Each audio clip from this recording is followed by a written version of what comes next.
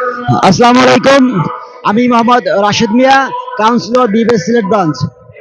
আপনারা দেখতে পাচ্ছেন আজকে আমরা আমাদের মূলত 4টি দাবি নিয়ে আমাদের সকল 18টা জেলার সকল ব্রাঞ্চ থেকে সকল স্টাফ মিলে আজকে এখানে উপস্থিত হয়েছি।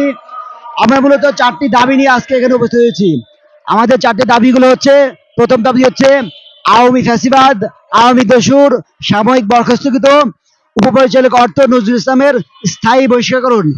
আমাদের 2 নম্বর দাবি হচ্ছে আওয়ামী ফ্যাসিবাদদের সাহায্যকারী বিএবিএস এর বর্তমান প্রশাসক জনাব মাজহারুল ইসলাম উপসচিবকে প্রত্যাহার পূর্বক একজন যুগ্ম সচিবকে বিএবিএস এ প্রশাসক হিসেবে প্রদান করতে হবে। আমাদের 3 নম্বর দাবি হচ্ছে, আমরা এই যে আজকে অন্যায়ের বিরুদ্ধে, দুর্নীতির বিরুদ্ধে, ফ্যাসিস্টের বিরুদ্ধে দাঁড়িয়েছি, এজন্য প্রশাসনিকভাবে আমাদেরকে বিভিন্ন হয়রানিমূলক চিঠি ইস্যু করা হয়েছে, এগুলো অবিলম্বে প্রত্যাহার করতে হবে। আর আমাদের 4 নম্বর এবং মোস্ট ইম্পর্টেন্ট যে ইস্যুটা, সেটা হচ্ছে আমরা বিগত 8 মাস যাবৎ কোনো বেতন ভাতা পাচ্ছি না। তো আমরা আমাদের এই বকেয়া বেতন ভাতাগুলো অবিলম্বে চাই। কারণ আমরা 500 পরিবার এই চাকরির সাথে জড়িত আছি। 500 পরিবার এখান থেকে বেতন ভাতা নিয়ে চলি। বিগত 8 মাস যে বেতন ভাতা পাচ্ছি না, এর মূলে কারণ একজন, সে হচ্ছে ফ্যাসিস্ট নজরুল। সে কিন্তু ডিসেম্বর পর্যন্ত তার পুরো বেতন ভাতা ক্লিয়ার করে নিয়ে গেছে, আমাদের একজনকে কোনো বেতন ভাতা দেয় নাই। তার ভাইরা যেখানে আছে তারা বেতন ভাতা পায়, তার ভাইরা যেখানে আছে সকল সুযোগ সুবিধা পায়, আমরা পাই না। আচ্ছা, আমরা যখন 8 মাস ধরে বেতন ভাতা পাই না, তখন আমরা আমাদের একটা গচ্ছিত টাকা থেকে সিপিএফ ফান্ড বলি আমরা, যেটা আমাদের টাকা থেকে গচ্ছিত থাকে, সেখান থেকে আমাদেরকে প্রয়োজনীয় টাকা দেওয়া হয়। যখন আমরা সেখান থেকে টাকা ধার চাইলাম, তখন আমাদের কাউকে কোনো টাকা পয়সা দেওয়া হয় নাই। পরবর্তীতে আমরা জানতে পারলাম যে কেন দেওয়া হয় নাই। আমাদের এই টাকাটা সে তার এক বন্ধু, অধিদপ্তরের সাবেক এক কর্মকর্তা নূর নবী, তাকে প্রায় 30 লক্ষ টাকা ধার দিয়ে রেখেছেন। এই টাকাটা তিনি কিভাবে ধার দিচ্ছেন আমরা আজ পর্যন্ত জানতে পারি নাই। এমনকি আমাদেরকে সবসময় বদলি করবো, চাকরি খেয়ে ফেলবো, এই ধরনের হুমকির মুখে রাখা হয়। ইভেন আপনি জেনে অবাক হবেন, ওই নজরুল ফ্যাসিস্ট ইসলাম যখন অফিসে আসতেন, তখন তার রুমে আমাদের যে অফিসের ওয়ার্ড বয়রা আছে তাদেরকে ডেকে নিয়ে তার শরীর পর্যন্ত ম্যাসাজ করাতেন। শুধু তাই নয়, ওয়ার্ড বয়দের কাঁধের উপর 2 পা তুলে দিয়ে বলতেন, আমার পা ম্যাসাজ করো। এইটা কি কোনো সরকারি কর্মচারীর দায়িত্ব? এগুলো তো আমাদের দায়িত্ব না। আমরা কোনো ব্যক্তিগত চাকরি করি না, আমরা সবাই সরকারি চাকরি করি। আমরা সরকারি নিয়মতান্ত্রিকভাবে বেতন পাই, কিন্তু আমাদেরকে কাজ করানো হয় অনিয়মতান্ত্রিকভাবে। আমরা সকাল 9টায় অফিস আসি, আমাদের অফিস শেষ হবে বিকাল 5টায়, কিন্তু ওই নজরুল ইসলাম অফিসে আসতেন 12টায়, উনি যেতেন রাত 12টায়। যে কারণে আমাদেরকেও রাত 12টার মতো থাকতে হতো। এর জন্য তো কোনো টাকা পয়সা দেওয়া হতোই না, উল্টা আমাদের উপর বিভিন্ন ব্লেম আপ করা হতো। তার বন্ধু আসতো, তার নেতারা আসতো, তাদেরকে নাস্তা করানো হতো, যে টাকাগুলো বিএবিএস দেখো।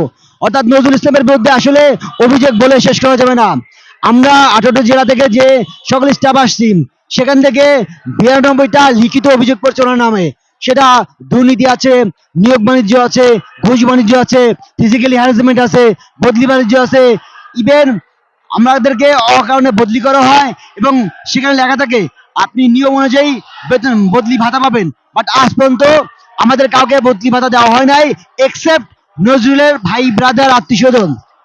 তো আমরা আসলে ওনার বিরুদ্ধে আমরা যত বলবো ততই কম হয়ে যাবে। উনি এমন একটা লেভেলে চলে গেছে, পুরা 15 বছর ধরে উনি ওবায়দুল কাদেরের ক্ষমতার জোরে এই ফ্যাসিস্ট কায়েম করে গেছে।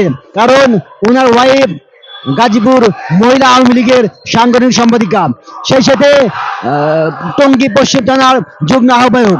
ওনার শালক ছিল যুবলীগ ক্যাডার, যাকে কিনা পশ্চিমী আন্দোলন বিরোধী ছাত্র ভাইয়েরা আগস্টের 5 তারিখে পিটিয়ে হত্যা করেছে।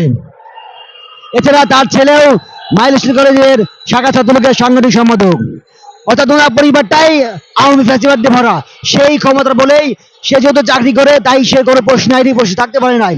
কিন্তু তার শ্যালক বউ ছেলে এদের প্রভাব কাটিয়ে পুরা অফিসটাকে একটা একনাকদন্ত পরিবারদন্ত ফ্যাসিবাদের কাহিনী শুরু করছিল।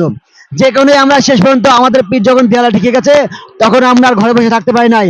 আমরা আমাদের অস্তিত্বের টানে, আমাদের ভবিষ্যতের টানে, আমাদের চাকরির ব্যাপারে, আমাদের পরিবারের জন্য আমরা আজকে প্রেস ক্লাবে জমায়েত হতে বাধ্য হয়েছি। এর পেছনে আরো কিছু লোক আছে, যেমন আমাদের বর্তমান প্রশাসক, উনি এসেও কোনো সমাধান তো দেননি, বরং চিন্তা করে উল্টা ওই নজরুলকে তার সপদে পদে বহাল করার জন্য চেষ্টা চালিয়ে যাচ্ছে এখন পর্যন্ত।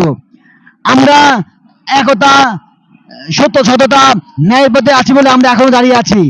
আমরা কাউকে বিগত 8 মাস ধরে বেতন পাচ্ছি না। উনি বিভিন্ন জায়গায় যে আমাদের প্রতিষ্ঠান থেকে বিগত 15 বছরে যে টাকা কায়েম করেছে, অবৈধ টাকা, দুর্নীতি, কালো টাকা, সেই কালো টাকা বলে এখনো বিভিন্ন জায়গায় উনি সুপারিশ তদবির করে যাচ্ছে তার ওই জায়গাটা দখল করার জন্য।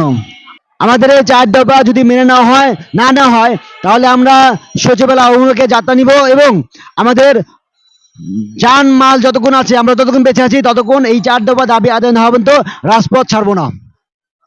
জি, আপনাকে ধন্যবাদ। জি, আমি মোহাম্মদ রাশেদ মিয়া, কাউন্সিলর বিবেক সিলেট শাখা। আমি আপনাকে অসংখ্য ধন্যবাদ জানাই ভাই, আপনাদের মাধ্যমে আমাদের এই দুঃখের কথাগুলো, আমাদের ন্যায়ের কথাগুলো সবার কাছে পৌঁছে দেওয়ার জন্য। ধন্যবাদ ভাই আপনাকে।